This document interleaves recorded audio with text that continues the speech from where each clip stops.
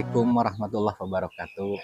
Jumpa lagi dengan saya Erwan dari channel Ki Ajar Padang. Apa kabar teman-teman semua? Semoga dalam menjalankan saum Ramadan ini teman-teman semua beserta keluarga semua selalu dalam sehat walafiat, selalu dalam ridho Allah dan selalu diberi rizki yang seluas-luasnya oleh Allah Subhanahu wa taala. Pada kali ini saya mencoba berkisah pengalaman pribadi saya tentang berkenaan dengan hal yang namanya sehat, teman-teman. Nah, sehat di sini tentu semoga yang kita inginkan semua adalah sehat dari semua aspek dalam kehidupan kita. Baik itu sehat secara jasmani, sehat secara rohani, dan sehat secara alur kehidupan yang kita jalani selama ini, dan semoga untuk kedepannya pula untuk mencari ridho Allah. Nah, kali ini saya mau bercerita pengalaman saya ke belakang, bahwa waktu mungkin teman-teman juga sama pernah mengalami, kita semua mengalami, dan pada saat musim COVID ke belakang itu saya pernah kedatangan tamu di dalam diri saya. Itu pada saat itu saya mengalami yang namanya sakit lambung pada saat itu. Apa kalau kata dokter itu apa GERD atau apa gitu. Nah, itu sampai kerasa panas ke tenggorokan apa dan lain sebagainya gitu. Nah, setelah itu mencoba ikhtiar keluarga membantu, kakak saya juga membantu itu dengan pengobatan medis apa dan lain sebagainya. Nah, namun seiring berjalannya waktu masih lumayan alot pada saat itu. Tamu itu masih terus ada berkunjung di diri saya pada saat itu, di tubuh saya pada saat itu. Nah, setelah itu saya mencoba pengolahan pemahaman olahan spiritual untuk mencoba mengobati apa yang terjadi di dalam mekanisme tubuh saya sendiri gitu. Nah, pada saat itu saya mencoba dengan teknik meditasi, secara olahan pikiran kita mencari ketenangan pikiran kita, kemudian ketenangan batiniah kita. Kemudian setelah itu saya mencoba ada satu terapi, yaitu dengan melipat lidah ke arah atas ke belakang sambil mengolah nafas dengan perlahan. Kalau misalnya kita senang, itu bisa dicoba juga dengan sambil berzikir, supaya harapannya semoga itu bisa menjadi ibadah juga kepada Allah Subhanahu wa taala. Nah, itu otomatis yang namanya kelenjar-kelenjar di dalam mulut kita itu akan ada air liur yang keluar, teman-teman, yang saya rasain. Nah, ketika meditasi itu saya telan,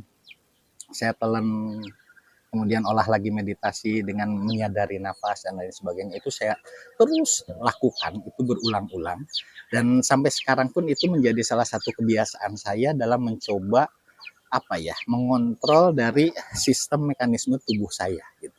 Dan alhamdulillah teman-teman, yang saya rasakan itu saya diberi keajaiban oleh Allah. Tamu yang lama berada di dalam tubuh saya itu tiba-tiba nggak ada. Alhamdulillah, tidak pernah terasa lagi yang namanya dalam lambung itu kayak mual, kemudian kayak sakit-sakit di ulu hati kayak gitu tuh. Apalagi yang kayak tempo hari sampai ke tenggorokan itu tuh alhamdulillah nggak pernah terasa lagi. Nah, ini saya mau mencoba berbagi cerita dengan teman-teman. Pertama, teman-teman, saya memperhatikan dalam kehidupan bermasyarakat, ketika seseorang mengalami rasa sakit, kemudian rasa sakit itu terasa dalam long term, berkepanjangan, itu biasanya tanpa disadari orang tersebut mengatakan, saya punya penyakit A, saya punya penyakit B, saya punya penyakit C gitu. Nah, ini mohon maaf kalau analisa saya, teman-teman, coba aja nanti direnungi, atau kita ketemu dengan ahli-ahlinya, coba didiskusikan juga. Dan saya juga mohon pengalaman dari teman-teman saya tunggu juga. Ketika kita mengatakan kita mempunyai penyakit A dan B dan sebagainya, menurut saya itu langkah yang kurang bijaksana menurut saya. Kenapa? Yang namanya kenapa saya tadi mengatakan bahwa saya mencoba belajar itu mengatakan apa yang terjadi dengan diri kita. hal-hal yang misalnya kita rasa itu tidak kita inginkan, saya mengatakan itu adalah tamu. Makanya sakit itu adalah tamu. Yang namanya tamu itu tentu mereka berkunjung ke rumah kita, setelah itu ada kepentingan dengan kita, dan setelah itu mereka akan pulang kepada tempatnya mereka asal gitu. Nah, sementara kalau kita mengatakan mempunyai atau memiliki penyakit A, B, C dan sebagainya itu, saya rasa tamu yang tadinya datang itu malah kita benahin, kita kasih ruang tidurnya, kita kasih untuk fasilitasnya segala macam supaya mereka itu betah di dalam diri kita. Nah, ini tolong difahami teman-teman. Pengalaman saya ini saya buktikan sendiri. Jadi saya membiasakan diri apa yang terasa yang menurut kita tidak nyaman, jangan dikatakan itu milik kita. Dan memang pada hakikatnya sebetulnya buat saya pribadi, ada satu peribahasa di dalam bahasa Sunda. Mohon maaf teman-teman, saya ngambil peribahasa bahasa Sunda karena itu adalah bahasa ibu saya gitu. Adean kuda berem. Adean kuda berem itu kalau dalam bahasa Indonesianya peribahasa tersebut artinya adalah memiliki kekayaan, tapi kekayaan itu semua adalah bukan milik dia gitu. Nah, kalau dilihat dari sana, menurut Al-Quran pun sebetulnya hak, insya Allah hak menurut saya, orang awam yang menelaah mencoba mempelajari hidup pribadi saya sendiri. Kenapa? Karena di dalam Al-Quran itu saya pernah membaca ada ayat yang mengatakan ya ayuhan nas antumul fuqara ilallah wallahu wal ghafurur rahim, bahwa dikatakan oleh Allah di dalam Al-Quran tersebut bahwa hei manusia, sesungguhnya kalian semua adalah fakir di hadapanku karena sesungguhnya Allah Maha Pengampun lagi Maha Pengasih gitu. Nah, berarti al-fakir di sini memang kenyataannya kita ini hanya mempunyai hak guna pakai selama ini. Karena apa? Buktinya kalau bukan hak guna pakai, kalau itu betul-betul milik kita, saya pikir kita akan berkuasa mutlak kalau itu milik kita. Dan pada kenyataannya kita tidak memiliki kekuasaan itu. Dan itulah kenyataan bahwa kita ini adalah al-fakir ilallah. Kita semua hanya mendapatkan hak guna pakai dari Allah. Kita diberi fasilitas apapun segalanya, lahir, batin, dan semua aspek kehidupannya. Kita semua hanya mendapatkan hak guna pakai. Nah, kembali kepada lakon tadi, kepada pola teknik pengalaman saya dalam mengolah mekanisme tubuh saya. Nah, itu yang saya rasakan alhamdulillah teman-teman. Jadi yang pertama saya membiasakan mindset saya, kemudian teknik mengolah rasa saya, emosional saya, usahakan untuk tidak memiliki menghadirkan rasa memiliki terhadap hal-hal yang sebetulnya kita sendiri tidak inginkan gitu. Jadi anggaplah itu semua adalah rahmat Allah yang sedang mampir bertamu ke rumah kita dan ada waktunya mereka akan kembali kepada Allah. Nah, ini kita coba teman-teman dipraktekkan karena menurut saya segala sesuatu yang menjadi kebiasaan dari mindset kita itu akan jadi sebuah kebiasaan dalam rasa kita. Nah, setelah ini bersatu itu akan jadi kebiasaan dalam kehidupan kita. Nah, ini yang akan menentukan langkah-langkah hidup kita dalam menjalani kehidupan ini semua. Nah, berarti salah satu lakon awalnya adalah mencoba memperbaiki kebiasaan-kebiasaan dalam pola berpikir, pola berkata-kata sebelumnya dan lain sebagainya. Mungkin teman-teman akan lebih paham hal-hal pengolahan seperti itu. Nah, hal yang lainnya teman-teman, ini pengalaman dan mohon maaf kalau nanti ada yang mencoba, tolong berbagi pengalaman ini dengan saya. Saya itu membiasakan diri kalau bangun tidur, misal bangun tidur itu apakah tidur setelah Isya mencoba untuk mencari sunnah untuk menjalankan sholat malam, atau memang tidur malam misalnya kemudian bangun subuh misalnya tuh, atau jujur-jujur saja kadang-kala kesiangan, bangun kesiangan, subuhnya kelewat dan lain sebagainya. Nah, saya membiasakan diri bangun tidur itu saya tidak langsung duduk atau berdiri langsung berkegiatan, tidak. Saya membiasakan diri dulu itu dengan duduk kemudian bersila.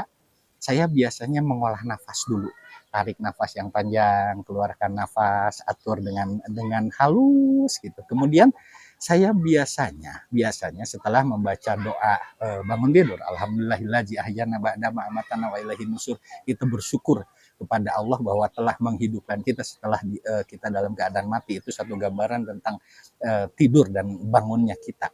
Nah, setelah kita bersyukur kepada Allah, kalau saya membiasakan diri itu membaca salam kalau untuk umat muslim ya. Assalamualaikum warahmatullahi wabarakatuh. Dan saya memanggil ya ruh wa jasadi Erwan bin Abdurrahman misalnya begitu. Nah, setelah itu baca Fatihah, Al-Fatihah.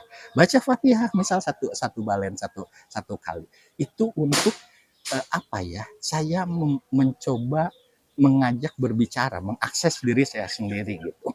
Nah, itu dan mohon maaf teman-teman, mari saya sedang belajar teman-teman minta doanya dalam membaca salam apalagi terhadap diri ataupun untuk siapapun saya sedang mencoba belajar tolong baca salam itu, ucapkan salam itu dengan pemahaman yang jelas dan hadirkan rasa kita sehingga semoga itu menjadi sesuatu doa yang menjadi kenyataan, bukan hanya sebuah lip service gitu. Nah, itu coba pada saat kita membaca Assalamualaikum, kita mendoakan, memohon kepada Allah keselamatan untuk diri kita misalnya tuh.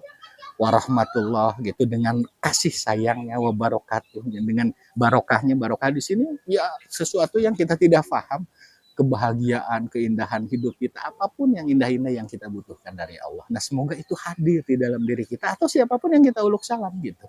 Nah, lebih baik lagi kalau kita sambil membaca sholawat, otomatis kita mengakses rasa kita, mengakses kehidupan kita. Nah, ini setelah itu saya coba terus setelah bangun tidur tadi olah meditasi dulu sebentar, tadi kita uluk salam, kemudian membaca Fatihah, setelah itu baru berkegiatan. Nah, kalau misalnya kita memang sedang mendapatkan tamu, misalnya pada saat itu kita merasa sakit A, sakit B, dan lain sebagainya, misal, coba deh teman-teman, pada saat setelah tadi uluk salam, kemudian membaca Fatihah, kemudian saya biasanya mengatur bahwa tamu itu kalau misalnya memang sudah cukup hadir di rumah kita, di diri kita, mangga dipersilahkan untuk kembali kepada Allah.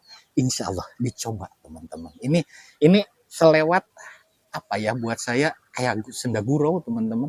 Tapi pada kenyataannya saya dan kemudian beberapa teman-teman yang coba saya sampaikan pengalaman saya ini testimoninya itu bagus-bagus teman-teman. Nah, ini semoga mari kita coba olahan-olahan ini hanya sebuah praktek-praktek kecil yang menurut saya tidak ada salahnya gitu kita coba gitu karena ini juga memang apa ya kalau saya perhatikan bahwa yang mengatur manajemen diri kita itu kan siapa lagi secara lahiriahnya kalau bukan diri kita sendiri gitu. Yang sayang kepada diri kita siapa lagi kalau bukan diri kita sendiri. Jadi ya mari kita mencoba mengolah manajemen diri ini mulai dari jasmaninya sampai semoga kita bisa membuat manajemen kepada rohaninya gitu. Nah, dan satu hal yang saya ingatkan hadis dari Rasulullah bahwa dikatakan bukan salah satu, maksudnya dua hal dua hal yang sering oleh umat muslim itu terabaikan gitu, malah bisa dikatakan sebagian bahasa mengatakan tertipu, yaitu nikmat sehat dan luangnya waktu. Nah, semoga teman-teman saya pun meminta doa dari semua teman-teman, apalagi kalau ada sepuh-sepuh yang berkenan berkunjung ke channel saya mohon doanya apa ya, semoga kita diberi kesehatan secara lahiriah batiniah tadi supaya kita bisa mensyukuri nikmat sehat itu sendiri gitu. Dan waktu yang lapang, waktu yang luas ini semoga Allah memberikan rahmat ridhonya kepada kita semua untuk bisa memanfaatkan waktu tersebut untuk dipakai untuk beribadah kepada Allah dalam bentuk apapun. Nah, itu mari kita olah diri kita untuk menjadi diri yang lebih baik fidini wa dunya wal akhirah. Untuk sementara teman-teman karena waktu udah mulai nih mau dekat ke berbuka puasa, mudah-mudahan semua yang saya kisahkan ini ada guna dan manfaat. Akhirul kalam, wassalamualaikum warahmatullahi wabarakatuh. Terima kasih.